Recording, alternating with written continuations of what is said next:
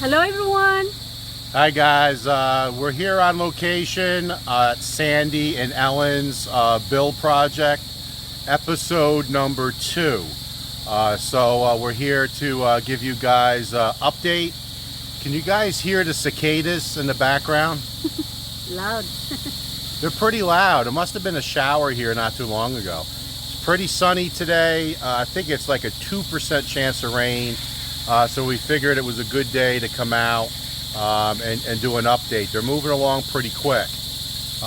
We gave the guys off the last 2 days because Wilma and I had a ton of errands. We had to run to City Hardware a couple of times to get all the supplies for the ceiling for the dirty kitchen. So we were hauling up cement board and as well as all the track for the ceiling.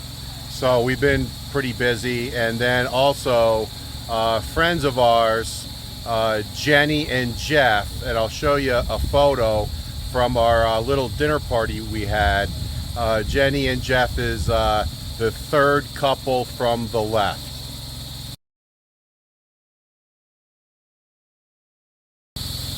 What a fantastic couple they are, good friends of ours. Jeff was watching our videos and I hear a motorcycle coming, so let's take a look.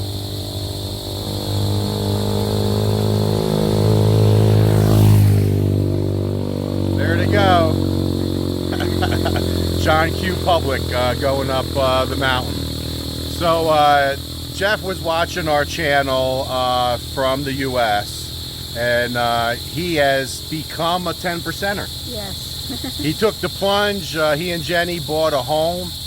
They got very lucky. A beautiful home, an unbelievable view of the ocean in Sabulin. So we went there for a little dinner party with a few other couples, and we had a real great time. So we're going to go up to the work site and take a look at what progress has happened over the last 10 days or so.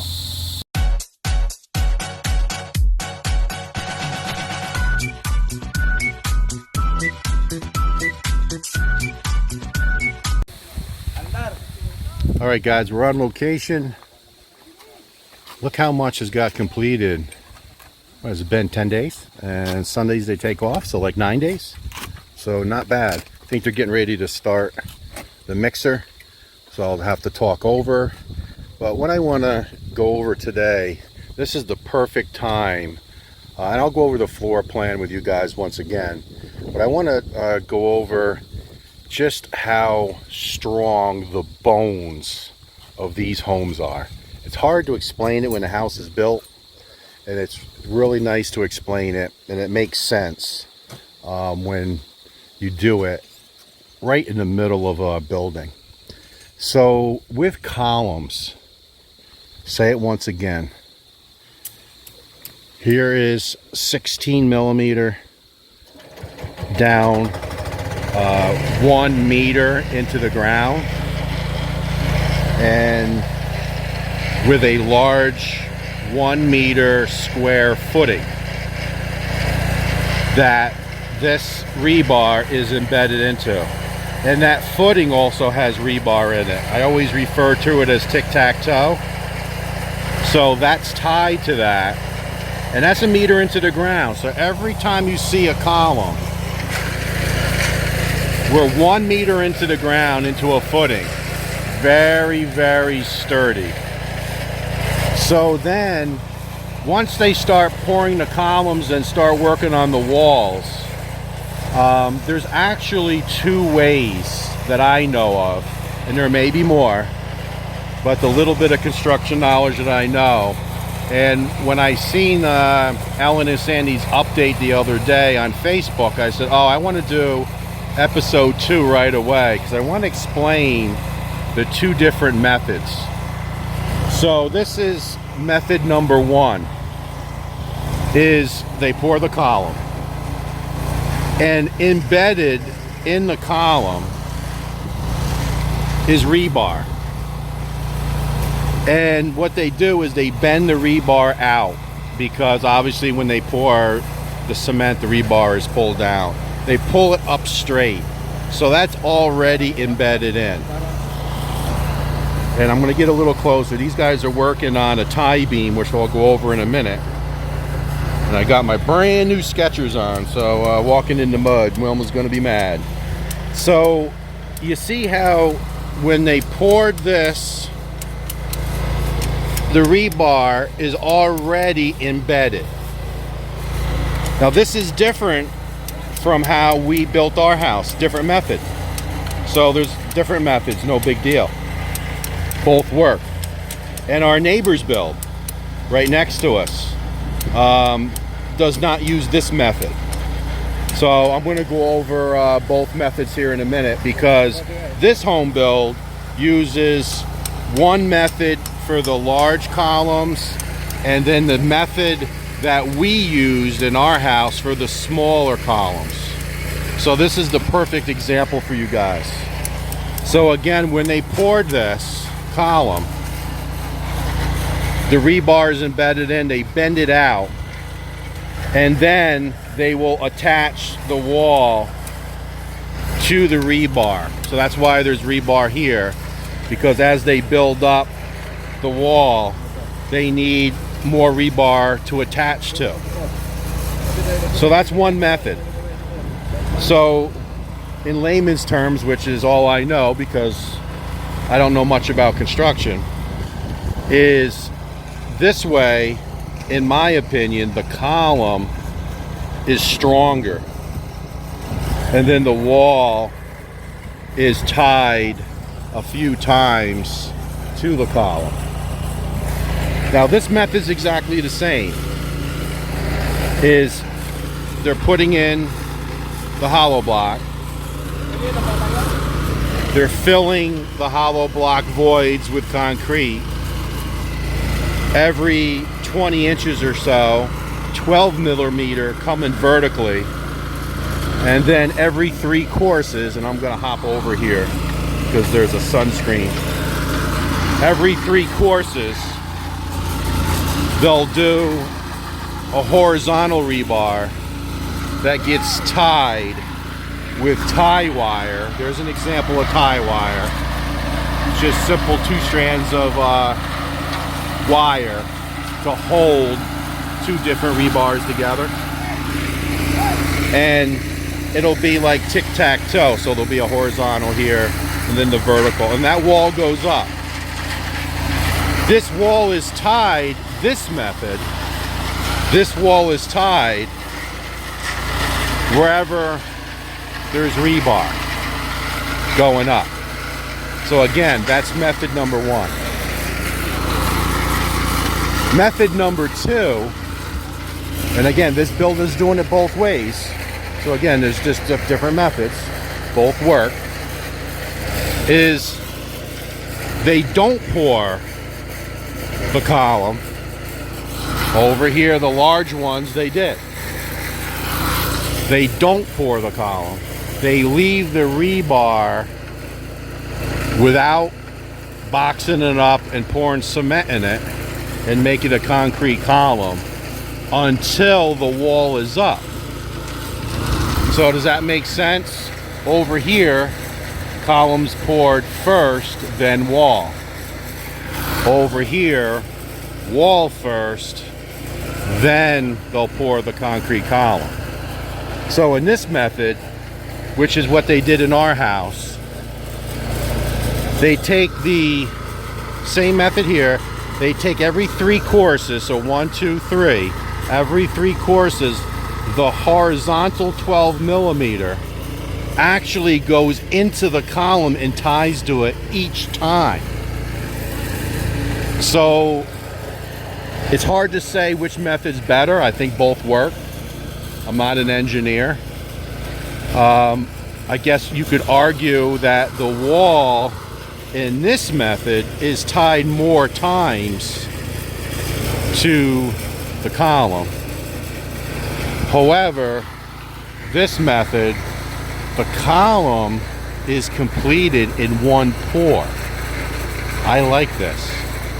And actually, when we started building our house, and I don't even know if I put that on camera, I went to my builder and said, why are you pouring the columns after the wall's up? Wouldn't you want the columns in first with one pour? And he explained to me this method. But on videos, I also saw this method. So that's very interesting. So I'm curious to see any of you would like to comment that built homes in the Philippines, or if you're an engineer, what do you think about the different applications? So again, here, you're only going to be tied where there's rebar coming out. So one there and one there. But in this method, it's every time. But yet, they'll go up so many courses and then they'll pour a piece of the column. You've seen it many times. A lot of people question it in my build. Recently, you guys, or some of you questioned it in our neighbor's build. You'll see like a cold joint. They call it a cold joint, where they pour just a few feet, and then they pour a few feet, and they pour a few feet. And that's also questionable. So I don't know what's better. I know that's just the two methods. So hopefully I explained that adequately and didn't ramble too much. But I wanted to just let you know there's multiple ways of building things, and you know, both work. So once again, floor plan. This is outside porch. It's a nice big area. This is a master bedroom. I'm sorry. This is the porch where I'm standing is master bedroom. Then it's going to lead into walk-in closet, lead into master bath. So this whole area is master, the back of the home. Then this starts, this large area here, which is basically the whole front of the house, is living room, call it sala, dining room, kitchen, carport, the whole front of the house. I like the design, all open concept. It's really going to be nice. They have 12 workers here, so that's a nice crew. See the bucket brigade? One was going to kill me. Got brand new shoes on. I bought these Skechers. Just bought them. Wore them once. Prints here and here. Chewed them. Literally, I had 1 mile on the new shoes. But it's my fault for leaving it out. So, I want to show you the bucket brigade. They pour a bunch of cement. And got the guys looking good, guys. Who wants to talk on camera? Anybody want to talk on camera? No? Oh, we got one taker. So look, they have their concrete buckets. They fill the bucket with concrete. Bucket brigade. They just have everybody just pass the bucket and pour the bucket in. So I'm going to take a walk over there and show you what they're doing. All right, this is actually real good timing as well. And on the first video, episode number 1, someone asked a question, do they do tie beams at grade or below grade? And the answer is yes. And here's an example. So rebar going down in. You can see the 1 meter square where they're going to pour a footing. But between the columns, see the rebar down there?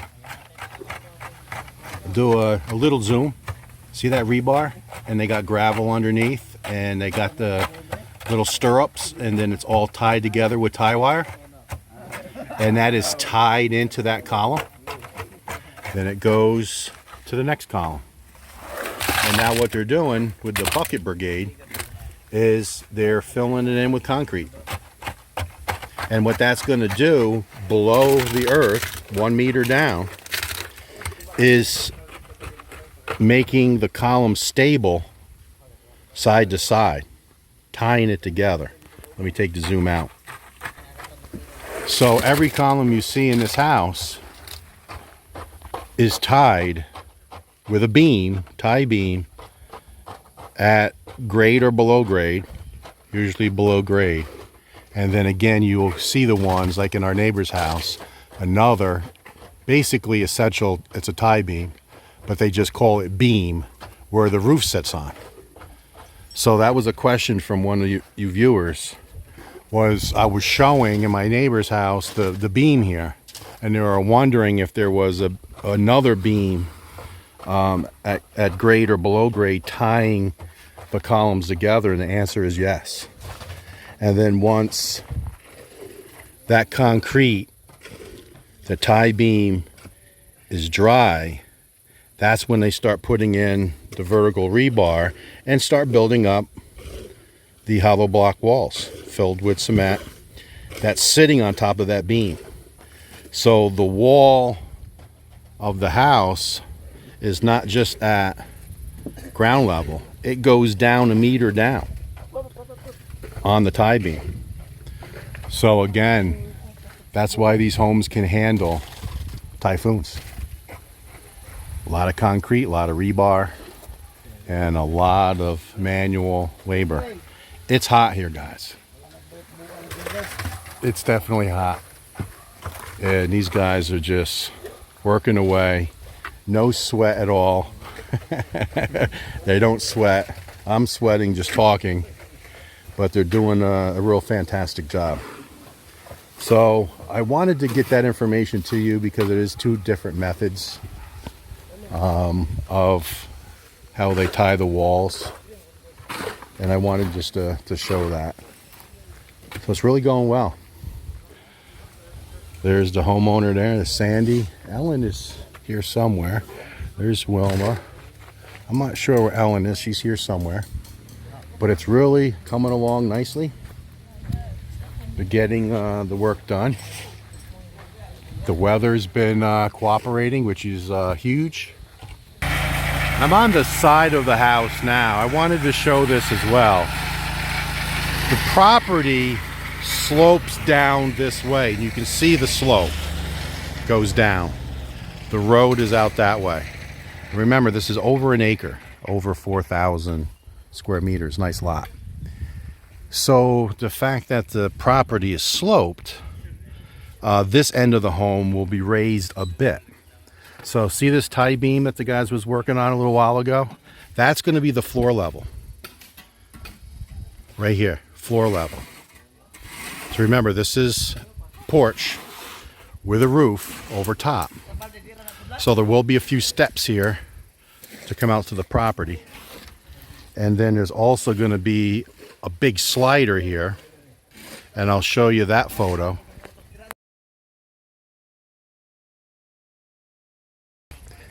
And I did talk to Ellen and Sandy between video clips as I'm walking down the property. I asked, are you guys going to do a wall around your property? And the answer is yes.